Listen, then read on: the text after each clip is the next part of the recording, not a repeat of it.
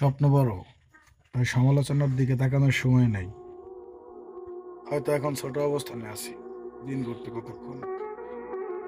স্রষ্টা যখন সৃষ্টি করছেন, আশা করি ভালো কিছু রাখছেন।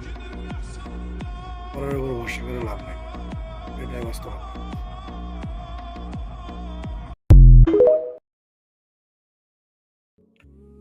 মানুষ সর্বোচ্চ অশান্তিতে থাকার একটাই কারণ, সেটা হলো আগামীতে কি হবে সেই চিন্তা বর্তমানে বসে বসে করে।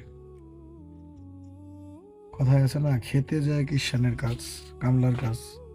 কিন্তু মানুষ কি করে, আগেই ভাবে যে কি হবে, কি করতে হবে, কি করতে না হবে, এগুলো ভাবে মানুষ অশান্তির কারণ বাড়ায় নেয়। অশান্তিতে থাকতে পছন্দ করে, শান্তি তার সহই না।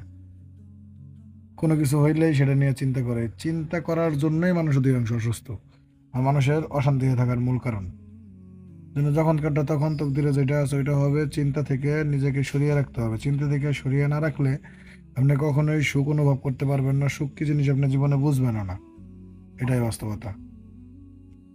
একদিন, 2 দিন, 3 দিন হোক, আপনি চেষ্টা করেন, চেষ্টা করে শুধু চিন্তামুক্ত থাকার চেষ্টা করেন। চেষ্টা করতে করতে সফল হবেন, তাইলে আপনি শান্তিতে থাকতে পারবেন।